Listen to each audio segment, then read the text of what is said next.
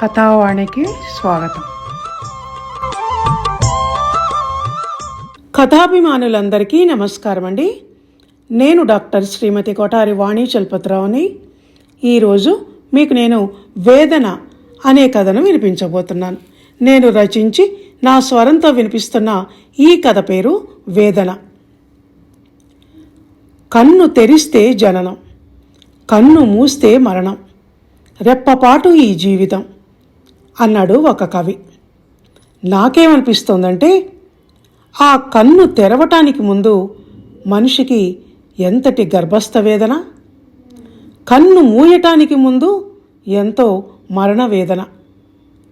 రెప్పపాటు అనుకున్న ఈ కొద్దిపాటి జీవితంలోనూ ఎంతో జీవన సంఘర్షణ, కలతలు, కన్నీళ్ళు. ఇక మనిషి సుఖంగా సంతోషంగా ఉన్నది ఎప్పుడని? ఈ మాత్రపు బులపాటానికి ఎందుకు ఈ జన్మ? మళ్ళీ అది ఒక్క జన్మ కాదు, జన్మ వెంట జన్మాట. అందుకే ఈ సంసార దుఃఖాన్ని కనిపెట్టే ఆనాటి కవులు, జ్ఞానులు ఆ దేవుణ్ణి జన్మరాహిత్యాన్ని ఇవ్వమని కోరుకున్నారేమో. మా అమ్మాయి శృతి ఇంతకుముందే వీడియో కాల్ చేసి సిగ్గు సంతోషం ముఖంలో ప్రస్ఫుటిస్తుండగా, అమ్మా నేను ప్రెగ్నెంట్ని, ఈ గుడ్ న్యూస్ నీకే ముందు చెప్తున్నాను అని అంది. ఎందుకో ఆ వార్త వినగానే నాకు పెద్దగా ఆనందం ఏమీ కలగలేదు. అయినా ఆనందం వ్యక్తం చేయాల్సిన సందర్భం కనుక ఆనందం నటించాను. అవునా, ఎంత శుభవార్త చెప్పావు తల్లి. అయితే నేను మీ నాన్న అమ్మమ్మ తాతయ్యలం కాబోతున్నామన్నమాట. అయితే ఇక నుంచి నువ్వు చాలా జాగ్రత్తగా ఉండాలి, బరువులు ఎత్తకూడదు, మంచి బలమైన ఆహారం తీసుకోవాలి అంటూ రొటీన్ జాగ్రత్తలు చెప్పాను.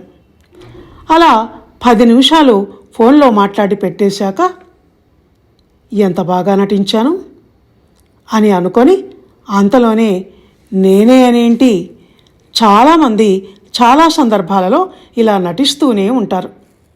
మనసులో ఒకటి పెట్టుకొని పైకి మరొకటి మాట్లాడుతూ ఉంటారు. అలా ఎందుకు అంటే సమాజానికి ఒక గతి, ఒక రీతి అనేవి ఉన్నాయి కనుక వాటి కోసం అలా మాట్లాడక తప్పదు.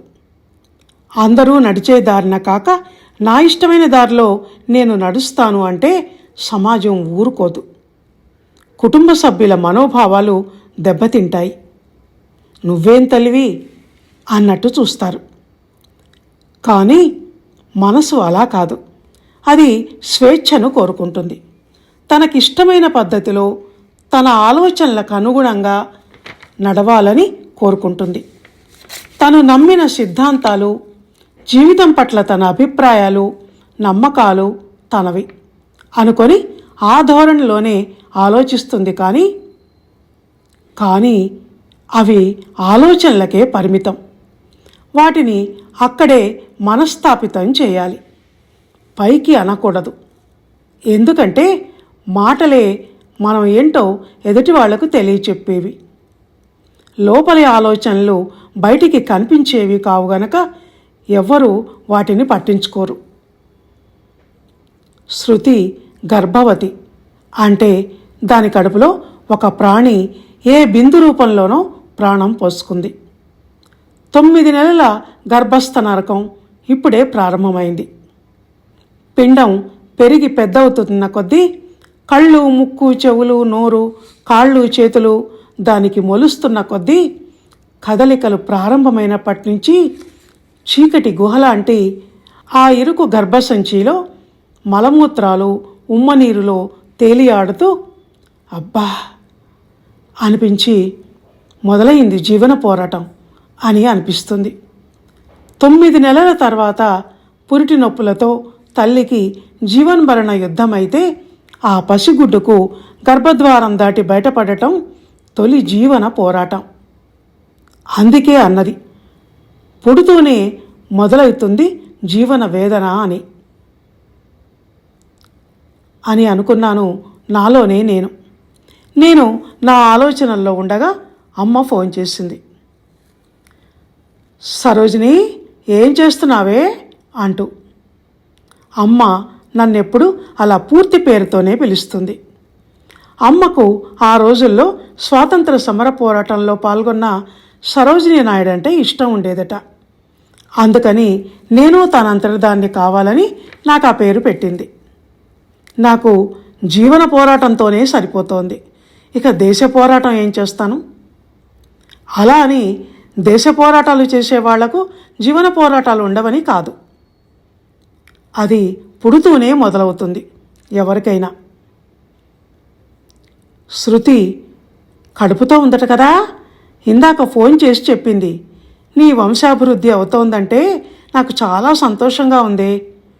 దాని పురుడు నా చేతుల మీదుగా పోయాలని ఉంది. కానీ ఏంటో అడుగు తీసి అడిగేయలేకపోతున్నాను. ఈ ముసల్తనంలో అన్నీ బాధలే అంటూ చెప్పుకుంటూ పోతోంది అమ్మ. అమ్మ పురుళ్ళు పోయటంలో ఎక్స్పర్ట్. ఇప్పటి వరకు ఏ 25 పురుళ్ళో పోసింది. మేము ముగ్గురం అక్క చెల్లెళ్ళం, ఒక అన్నయ్య, నేనే ఆఖరిదాన్ని. తన ఆడపిల్లల పురుళ్ళు కాక కోడలు 3 పురుళ్ళు, మనవరాళ్ల పురుళ్ళు ఎన్నో పోసింది అమ్మ. ఇన్ని జన్మలను పురిటి గదిలో దగ్గరుండి చూసిన అమ్మకు పురుడు ఒక వేదన అని తెలియదా? పురిటి నొప్పులు బాధాకరం అన్న స్వీయ అనుభవాలు ఉండి కూడా ఇదంతా ఒక సహజ ప్రక్రియ అన్నట్టు నిమ్మకు నీరెత్తినట్టు ఎలా ఉండగలుగుతుంది అని అనుకుంటూ, నాకే ఎందుకు ఇలాంటి ఆలోచనలు? అమ్మకు శృతి గర్భవతి అయిందంటే అంత ఆనందం కలుగుతుంటే నాకెందుకు ఇంత ఉదాసీనత? నేను అందరిలా లోకం కళ్ళతో కాకుండా నా సొంత కళ్ళతో ప్రత్యేకంగా చూసి విభిన్నంగా ఎందుకు ఆలోచిస్తున్నాను? అమ్మకు 83 ఏళ్ళు, నాన్నకు 88. ఇద్దరు వృద్ధులైపోయి కదలలేరు, మెదలలేరు అన్నట్టు ఉన్నారు. నాన్న అయితే మంచానికే అంటుకుపోయాడు పక్షవాతంతో. అమ్మకు కీళ్ల నొప్పులు, కర్ర సాయంతో నడుస్తుంది. అక్కడికెళ్ళి వాళ్ళిద్దరిని చూస్తున్నప్పుడు బాధతో కడుపు చుమ్మలు చుట్టుకొని పోతుంది. ఒకప్పుడు మొనగాడి గిత్తలను బండికి కట్టుకొని వాటిని పరుగులు పెట్టిస్తూ దిట్టమైన వ్యవసాయం చేసిన నాన్న, బుర్రమీసాలను మెలేస్తూ సాముగరిడీల పోటీలలో బహుమతులు గెలుచుకున్న నాన్న ఇప్పుడు ఎముకల పోగులా అయిపోయి శక్తిహీనత పెద్ద భూతంలా శరీరాన్నంతా ఆవహించటంతో జీవోత్సవంలా అయిపోయాడు. అమ్మ 4 పాలిచ్చే గేదెలు, 2 ఆవులతో ఇంటిని పాల సముద్రంలా పాడిమయం చేసిన అమ్మ, అడ్డెడు బియ్యం ఉడికే అన్నం గుండిగను అవలీలగా వార్చి అమాంతం ఎత్తి పక్కన పడేసిన అమ్మ ఇప్పుడు తన శరీరాన్ని తనే మోయలేని బలహీనమైన స్థితిలో ఉంది. వాళ్ళని చూస్తుంటే వృద్ధాప్యం ఎంత వేదనాభరితమో కదా అని అనిపిస్తుంది. పెద్ద వయసు అనే భూతం పులిలాంటి మనిషిని కూడా పిల్లిలా ఎలా మార్చేస్తుందో కదా. ఏంటో ఈ జీవితాలు. పుట్టిన మరుక్షణం నుంచి వయసు పెరుగుతూ నిమిషానికింత, రోజుకింత అని ఆయుష్క్షీణం అయిపోతూ ఉంటుంది. 1 సంవత్సరం పెరిగిందని పుట్టినరోజులను ఆడంబరంగా ఆనందంగా జరుపుకునే వాళ్లకు ఆ ఆయుష్లో 1 సంవత్సరం తగ్గిపోయిందన్న ఆలోచన ఎందుకు రాదో కానీ నాకు మాత్రం ప్రతి పుట్టినరోజుకు ఉత్సాహం కన్నా ముందు ఉదాసీనత వచ్చి మనసులో జొరబడిపోతుంది. 40 ఏళ్ళు దాటినప్పటి నుంచి ఆ ఉదాసీనత మరింత ఎక్కువైంది. అప్పుడే 40 ఏళ్ళా అని అనుకునేదాన్ని. ఇప్పుడు 50 కూడా దాటాయి. చూస్తుండగానే కాలం ఎంతగా ముందుకు వెళ్ళిపోతోంది. ఈ 50 ఏళ్ల జీవితంలో నేను సాధించింది ఏముంది? నిత్య వేదన తప్ప. అమ్మ దగ్గరున్న 18 ఏళ్లలో ఆడపిల్లనన్న వివక్షతతో, ఆంక్షలతో పని నేర్చుకోవడంతో సరిపోయింది. స్వేచ్ఛగా తిరిగింది లేదు, స్వతంత్రంగా నాకు కావాల్సింది నేను పొందింది లేదు. 19వ ఏట అడుగు పెట్టడం, అత్తింట అడుగు పెట్టడం రెండు ఒకేసారి జరిగాయి. అక్కడ మరో రకం మనోవేదన. కోడలంటే అలా ఉండాలి, కోడలంటే ఇలా ఉండాలి అంటూ అత్తగారి పాఠాలు సూర్యోదయంతోనే మొదలయ్యేవి. మర్యాదస్తుల ఇంటి కోడళ్ళు పొద్దెక్కేదాకా పడుకోకూడదు, పెద్దగా నవ్వకూడదు, పని తప్ప మరో ధ్యాస ఉండకూడదు. పుట్టింటికి అత్తింటికి పేరు తెచ్చేదిగా ఉండాలి ఆడదంటే. అత్తమామలను భర్తను ఎదిరించి మాట్లాడకూడదు. ఇలా ఆ ఆంక్షల లిస్టు ఎప్పటికప్పుడు పెరిగిపోతూనే ఉండేది. కోడలు ఒక మనిషిని, తనకు కొన్ని ఇష్టాయిష్టాలు, రుచులు, అభిరుచులు, సొంత అభిప్రాయాలు, ఆలోచనలు ఉంటాయని ధ్యాసే ఉండదు వాళ్లకు. ఆఖరికి కట్టుకున్నవాడికి కూడా. కట్టుతాడు మెడకు కట్టి పశువును తోలుకొచ్చినట్టు పసుపు తాడును మెళ్ళో కట్టి పెళ్ళాన్ని పుట్టింటి నుంచి తన ఇంటికి తోలుకొచ్చిన వాడికి ఒళ్ళంతా పురుషాధిక్య భావం తప్ప మనసులో ప్రేమభావం ఇసుమంతైనా ఉంటుందా? ఏమేవ్, లేచి టీ పెట్టు, ఈరోజు ఏం వంట చేస్తున్నావు? ఏం తక్కువైందని ఎప్పుడు మొహాలా వేళ్లాడేసుకుని ఉంటావు? మళ్ళీ కడుపుతో ఉన్నావుటగా, ఈసారైనా మగపిల్లాంటి కను. ఇలా ఒకటా రెండా ఆజ్ఞలు, ఎత్తి పొడుపులు.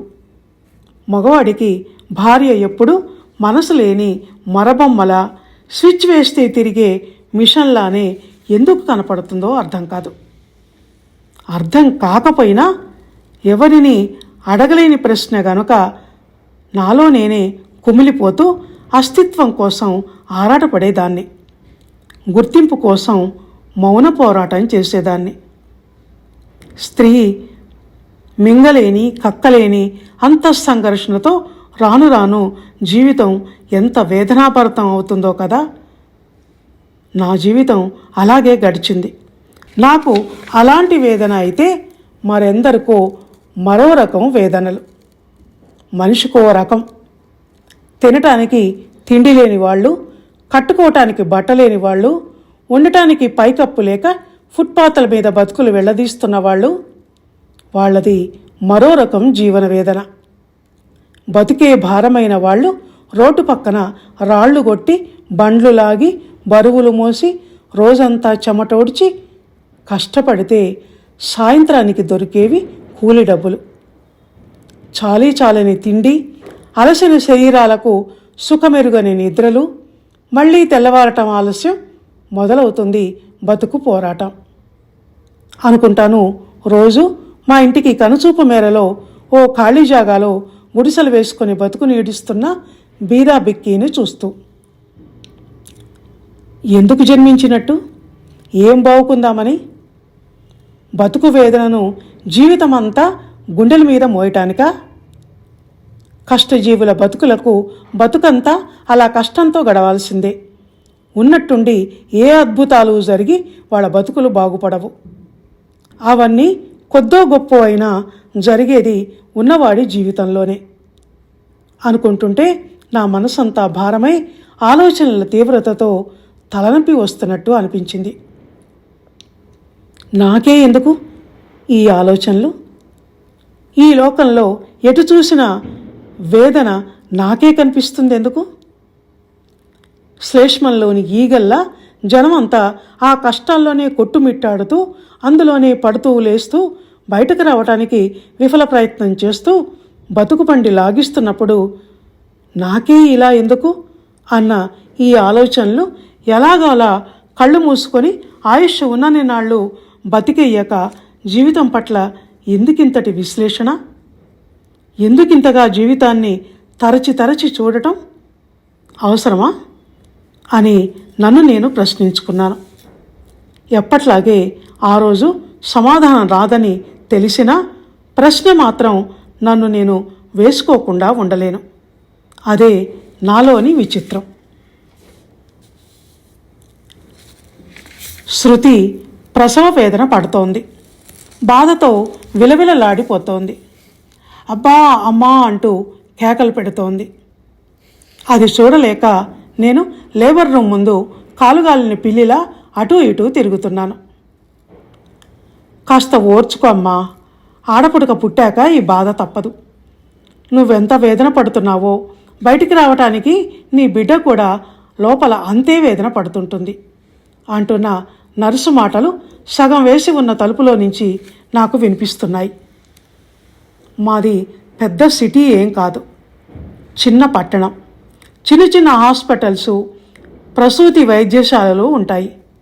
అందుకని పేషెంట్ కుటుంబ సభ్యుల రాకపోకలకు పెద్ద ఆటంకాలేమీ ఉండవు. నేను ప్రసూతి గది ముందు తచ్చాడుతున్నాను. అప్పుడే బయట నుంచి లోపలికి వెళ్తున్న ఒక నర్సు, కూతురు గదిలో నొప్పులు పడుతుంటే మీరు బయట నొప్పులు పడుతున్నారా అమ్మా అంటూ కుళ్ళు జోక్ ఒకటేసి నవ్వుకుంటూ వెళ్ళిపోయింది. ఒళ్ళు మండింది నాకు. ఒకరి వేదన మరొకరికి అలా జోక్లా ఎలా అనిపిస్తుందో నాకు అర్థం కాదు. శాడిస్ట్ మనుషులు అనుకున్నాను అసలే టెన్షన్లో ఉండటంతో.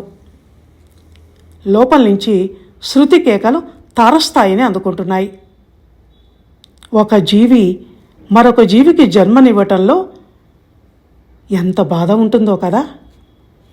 ఈ సృష్టి కార్యం ఇంత బాధాకరం అనుకున్నప్పుడు అసలు పెళ్లి చేసుకోవటం ఎందుకు, పిల్లల్ని కనడం ఎందుకు? కనే జీవికి పుట్టబోయే జీవికి కూడా ఈ కార్యం కష్టతరమైనది గనుకనే ఋషులు, కవి పండితులు జన్మ వద్దే వద్దు అనుకున్నారేమో. పునరపి జననం, పునరపి మరణం, మళ్ళీ పుడుతూ మళ్ళీ చస్తూ ఇదే పనా జీవికి? అంత కష్టపడి పుట్టిన ఆ నవజాత శిశువు ఆయుర్దాయం ఎంతో అది ఆ రాత రాసిన బ్రహ్మకు తప్ప ఎవ్వరికీ తెలియదు. ఎంతో కొంత అయినా ఆ ఆయుష్లో ఎన్ని కష్టాలు పడాలో, ఎన్ని నష్టాలు ఎదుర్కోవాలో, ఎన్ని కన్నీళ్లు కార్చాలో ముందుగా ఎవ్వరికీ తెలియదు. ఎన్ని వ్యాధులు, ఎన్ని నొప్పులు, ఎంతటి రక్తపాతాలు అనుభవించాలో, ఎంతమంది చావులు కళ్ళారా చూడాలో తెలియదు. మొన్న ఈ మధ్య మా బాబాయ్ కూతురికి బ్రెస్ట్ క్యాన్సర్ అని తెలిసింది. పాపం, దానికి పట్టుమని 50 ఏళ్ళు కూడా లేవు. ముచ్చటైన కుటుంబం కాస్త మనోవేదనతో తల్లడిల్లిపోతోంది. భయంకరమైన ప్రాణాంతక వ్యాధులు వస్తే అంతే. అకస్మాత్తుగా సముద్రంలో తుఫాను వచ్చి సంసార నావ మునిగిపోయినట్టు అయిపోతుంది. అలా అనుకుంటూ ఉంటే మా పక్కింటి వాళ్ళ అబ్బాయి పోయిన సంవత్సరం బైక్ యాక్సిడెంట్లో చనిపోయినవాడు ఆంటీ అంటూ చనువుగా వంటింటి వరకు వచ్చి నన్ను పిలిచేవాడు కళ్ళ ముందు మెదిలాడు. 25 ఏళ్ళు కూడా ఉండవు పాపం. చదువులో దిట్ట అనిపించుకున్నవాడు. తల్లిదండ్రులకు ఒక్కగానొక్క కొడుకు. శవమై ఇంటికి చేరుకున్నాడు. తనకు ఉత్తరక్రియలు చేయాల్సిన కొడుకుకు తను తలకొరవి పెట్టి వచ్చి గుండె బద్దలయ్యేలా ఏడ్చాడు ఆ తండ్రి. ఇలా భార్యను పోగొట్టుకున్న భర్తలు, భర్తలను పోగొట్టుకున్న భార్యలు, పిల్లల్ని పోగొట్టుకుని కడుపు శోకంతో కుమిలిపోతున్న తల్లిదండ్రులు కోట్ల రూపాయలు బ్యాంక్ అకౌంట్లో ఉండి ఒక్క పుల్కా, ఒక్క గ్లాసు నీళ్ల మజ్జిగ తప్ప కడుపు నిండా ఇష్టమైన తిండి కూడా తినలేని ఒళ్ళంతా రోగాలు పెట్టుకున్న నిర్భాగ్యులు. ఇలా ఒకటా రెండా, ఒకళ్ళా ఇద్దరా, ఎన్నో బాధలు, ఎన్నో కష్టాలు. ఇవన్నీ చూస్తుంటే ప్రపంచం అంతా వేదనాభరితమేనా? నాకన్నీ ఉన్నాయి, ఏ బాధ లేదు అని అనేవాడు ఒక్కడూ కనిపించడా? అలాంటప్పుడు ఎందుకు జన్మించటం అని అనుకుంటూ ఉండగా ప్రసూతి గదిలో నుంచి కేర్వని పసిపాప ఏడుపు వినిపించింది. నవ్వుతూ బయటికి వచ్చిన నర్సు, ఆడపిల్లమ్మా, తల్లి పిల్ల బాగున్నారు అంది. అమ్మయ్యా అని గుండెల మీద చెయ్యేసుకొని ఆ వెంటనే, ఏ పిల్లయితేనేంలే, జీవన వేదన అనుభవించటానికేగా పుట్టేది. వాళ్ళైతే ఒక రకం బాధలు, వీళ్ళైతే మరో రకం బాధలు, అంతేగా తేడా అనుకున్నాను. మళ్ళీ అంతలోనే కొత్తగా ఈ లోకంలోకి వచ్చిన పాపను నవ్వుతూ ఆహ్వానించకుండా నేనేమిటి ఇలా వ్యతిరేకపు ఆలోచనలు, చెడు ఆలోచనలు చేస్తున్నాను? తప్పు కదా అనుకుంటూ మనవరాల్ని చేతిలోకి తీసుకున్నాను. ఇంతలో బయట నుంచి ఎవరో వచ్చారంటూ నాకు పిలుపొచ్చింది. బయటికి వచ్చి చూస్తే మా వారు కనిపించారు. ఆయన ముఖం ఎందుకో అదోలా ఉంది. ఆడపిల్లండి, మనవరాలు పుట్టింది అన్నాను, ఈసారి మాత్రం నిజంగానే నవ్వుతూ. సరోజ, మనం త్వరగా ఇంటికి వెళ్ళాలి రా అన్నారు మావారు. ఎందుకు? పచ్చి బాలింత, పసిగుడ్డు అంటూ ప్రసూతి గది వైపు చూపుడు వేలు చూపించాను. ఇప్పుడే డెలివరీ అయింది అన్నట్టు. దానికి సమాధానంగా ఆయన, మా చెల్లిని రమ్మని ఫోన్ చేశాను, ఇప్పుడు వస్తుంది, తను చూసుకుంటుంది, నువ్వు రా ముందు అన్నారు. పాపను కూడా తను చూడకుండా నన్ను అలా ఆయన ఎందుకు తొందర పెడుతున్నారో నాకు అర్థం కాలేదు. ఏంటి సంగతి, ఏం జరిగింది అన్నాను ఆటోలో ఆయన పక్కన కూర్చుంటూ. మనం అర్జెంటుగా ఊరెళ్ళాలి, మీ అమ్మగారు పోయారు అన్నారు చెప్పలేక చెప్తున్నట్టు. అమ్మనా అన్నాను నేను ఆశ్చర్యంగా. ఆ ఆశ్చర్యంలో అమ్మనా, నాన్న కాదా అన్న అంతర్గత ధ్వని నా చెవులకు నాకే వినిపించింది. అంటే పచ్చిగా చెప్పాలంటే నాన్న చావు దగ్గరలోనే ఉందని అనుకుంటున్నాను అన్నమాట. అమ్మకు ఇంకా టైం ఉందన్న భావనతో ఆమె మీద అలాంటి ఆలోచనలు మనసు పొరల్లో కూడా లేవు. చావుకు వయసు ఉండదని తెలుసు, ఎప్పుడు ఎవరు పోతారో ఎవరికీ తెలియదని తెలుసు. అయినా అన్నీ తెలిసిన దానిలా అమ్మ పోయిందా అని అలా ఎలా అకస్మాత్తుగా అనేశాను? ఇంకా ఆయుష్ ఉన్న నాన్నను ఉద్దేశించి నాన్న కాదా పోయింది అన్నట్టు అలా అన్నానేంటి? ఈ విషయాన్ని ఆయన కనిపెట్టి ఉండకపోవచ్చు, కానీ నా మనసుకు తెలుసు కదా. మా ఊరికి వెళ్ళాక అమ్మ శవాన్ని చూడటానికి వచ్చిన ఊరి జనం అంతా అదే మాట, ఆమె పోవటం ఏంటి విచిత్రంగా అంటూ. నిద్రపోతున్నట్టున్న అమ్మను చూస్తుంటే కడుపులో నుంచి దుఃఖం చుమ్మలు చుట్టుకొని ఒక్కసారిగా పైకి ఉబికి వచ్చింది. అమ్మ గుండెల మీద వాలిపోయి ఏడుస్తుంటే ఆ గుండె నిశ్శబ్దంగా ఉంది. ఉచ్ఛ్వాస నిశ్వాస తాలూకు కదలికలు, లబ్ డబ్ మన్న గుండె లయ ఇవేవీ లేకుండా శరీరం చేతులకి చల్లగా తాకింది, ఐస్ గడ్డల. ఇదేనా మరణం అంటే? ఇంత తేలిక? చూస్తుండగానే మనుషులు అలా ఎలా పోతారో? అప్పటిదాకా ఆత్మీయుల వంక ప్రేమగా చూసిన కళ్ళు మూతలు పడిపోయి, మాట్లాడిన నోరు మూగబోయి, ఎన్నో పనులు అద్భుతాలు చేసిన చేతులు కొయ్యబారిపోయి, 6 అడుగుల మనిషిని సైతం అమాంతం నిలువెత్తిన లేపి నిల్చోబెట్టి నడిపించిన ఆ కాళ్ళు కర్రల్లా మారిపోయి, చావు ఆ నిలువెత్తు మనిషిని అడ్డంగా పడేస్తుంది. అడ్డం పడుకోబెట్టి ఆఖరి నిద్రకు, శాశ్వత నిద్రకు ఒరిగిపోయేలా చేస్తుంది అని అనిపించింది అమ్మను చూస్తుంటే. అమ్మ చకచకా ఎంతోమందికి వండి పెట్టిన ఆ చేతులు ఇప్పుడు నిస్తేజంగా చలనం లేకుండా ఉన్నాయి, 2 కట్టెల్ని కలిపి కట్టినట్టు తాడు బంధంతో. అమ్మ చావు చూస్తుంటే నా మనసంతా వైరాగ్య భావనలతో నిండిపోయింది. ఇంతే నా జీవితం? ఈ 3 నాళ్ల ముచ్చటకు ఆ దేవుడు అసలు మనిషిని ఎందుకు పుట్టించాలి? అంతలోనే ఎందుకు శరీరాన్ని కట్టెలా మార్చి బూడిద చేసి ఉనికి కూడా లేకుండా ఎందుకు చేయాలి? మనిషికి ఎందుకు ఈ వేదన, ఇంతటి ఆవేదన?